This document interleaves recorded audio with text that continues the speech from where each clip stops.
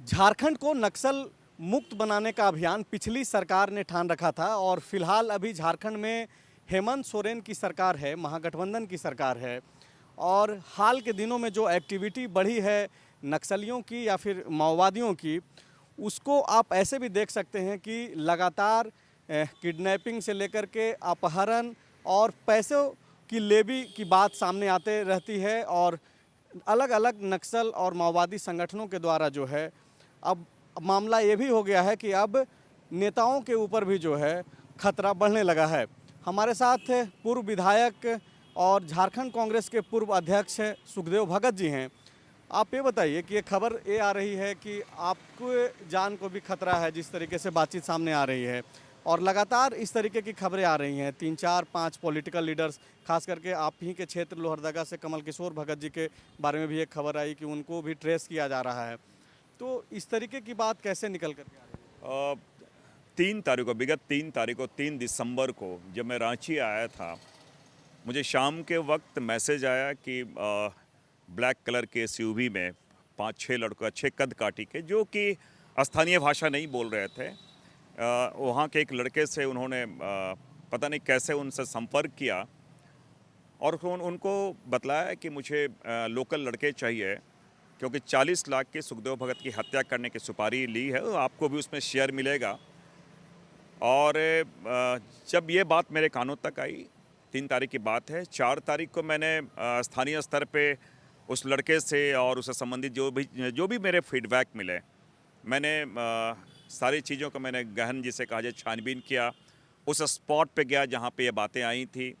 फिर सारी चीज़ें स्वागत होने के बाद, तथ्यों स्वागत होने के बाद, मैं एसपी साहब से सारी बातों से मैंने लोहरदगा एसपी साहब को पूरी बातों स्वागत कराया, लिखित में मैंने दिया है। और कल भी पुलिस महकमे के उपाधीक्षक महोदय पूरी चीज़ों से मुझसे अवगत हुए।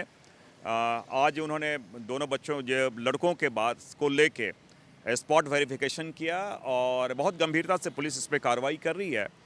और इसी संदर्भ में आज मैंने डीजीपी साहब से, आदरणीय एमवी राव साहब से भी मैंने बातें की और उन्होंने बहुत गंभीरता से चीज़ों को लिया और उन्होंने कुछ हिदायतें भी दी हैं कि जहाँ तक सतर्कता की बात है, सुरक्षा की बात है, उसमें कोई कॉम्प्रोमाइज़ नहीं करने की बातें कही हैं।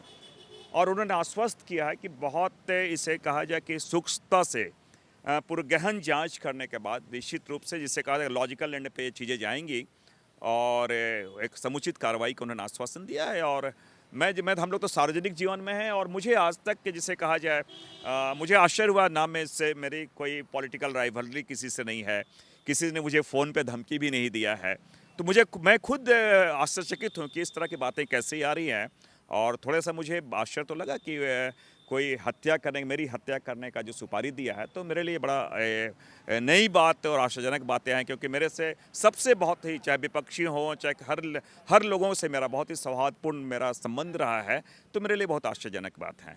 देव जी, ये काफ़ी चिंता की बात है, जैसा कि हम लोग बातचीत भी कर रहे थे कि हाल के दिनों में इस तरीके की जो बातें हैं वो काफ़ी आने लगी है कि किसी एक नेता को धमकी दिया जा रहा है, किसी बिजनेसमैन को धमकी दिया जा रहा है। अभी आप डीजीपी से मिल कर के आ रहे हैं।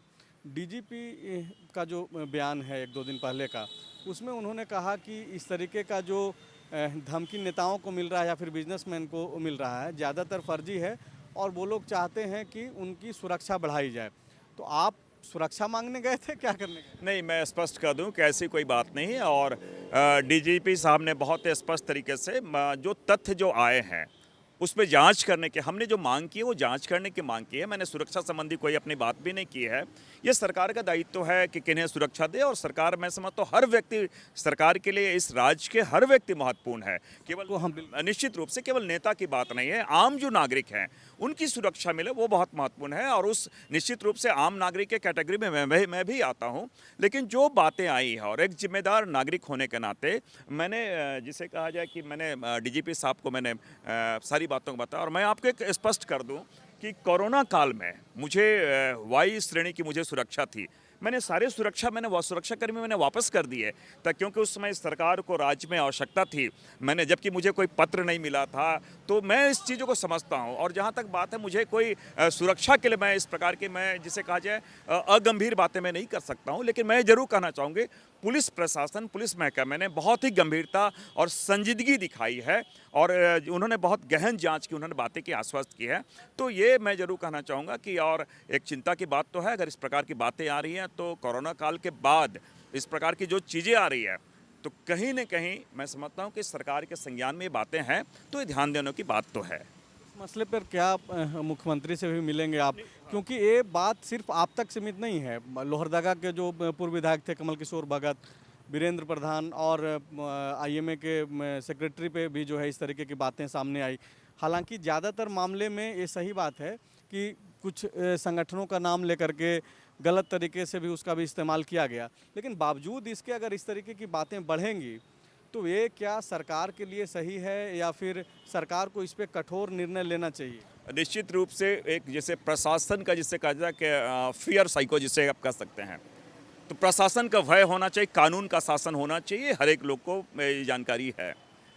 और इस प्रकार के जरूर मैं कहना चाहूँगा कि चाहे वो अतिवादी संगठन हो, उग्रवादी संगठन के नाम पे भी बहुत सारे जिसे फॉल्स जिसे कहा जाए नए नए जो ग्रुप हैं या बहुत सारे कहते हैं स्प्लिंटर ग्रुप जो हैं वो उनके नामों का प्रयोग कर रहे हैं। लेकिन कहीं न कहीं अगर भय का वातावरण हो तो राज्य के विकास में भी उससे हानि है। तो मैं निश्चित रूप से मैं आदरणीय हेमंत सोरेन जी से भी मैं मुझे मिलने वाला हूं, मैं उनसे भी मैं मिलूंगा, सारी चीज़ से अवगत कराऊंगा कि लगा, क्योंकि लोहरदगा में अभी दो ज़मीन की जो हत्या हुई, दो भाई बहन की हत्या हुई थी, जिसमें बहुत संजीदगी से मैं समझता हूँ कि डीजीपी साहब स्वयं वहाँ पे गए थे, आपके घर के ठीक बगल में गए थे। तो इसलिए मैं कहूँ कि ये प्रशासनिक महकमे की जहाँ तक बात है वो बहुत गंभीरता से इन चीज़ों को ले रहे हैं। और मैं आपको ये मैं ज़रूर कहना चाहूँगा कि मैं आदरणीय हेमंत सोरेन जी से मैं इस संदर्भ में मिलूंगा और ये सबके सहयोग की बात है, हर वर्ग का सहयोग की बात है कि शासन, ये प्रशासन का और सरकार का सहयोग करे, विशेष कर क्योंकि जब तक ये सुरक्षा का वातावरण नहीं होगा तब तक राज्य का भी विकास नहीं हो पाएगा। तो आप सुन रहे थे सुखदेव भगत जी को, जो बोल रहे हैं कि राज्य में भय का माहौल तो बिल्कुल ही नहीं होना चाहिए। और जहां तक बात सुरक्षा की है तो सुरक्षा की जिम्मेवारी ना केवल सुखदेव भगत या फिर कोई अन्य नेताओं की है, बल्कि सरकार की जिम्मेवारी हर नागरिक को लेकर के है। और जिस तरीके से हाल के दिनों में इस तरीके की घटनाएं बढ़ी हैं वो काफ़ी चिंताजनक है। सरकार को जल्द से जल्द इस पर कोई ठोस निर्णय लेना चाहिए। शुक्रिया। followup.in. Like, share, and subscribe. www.thefollowup.in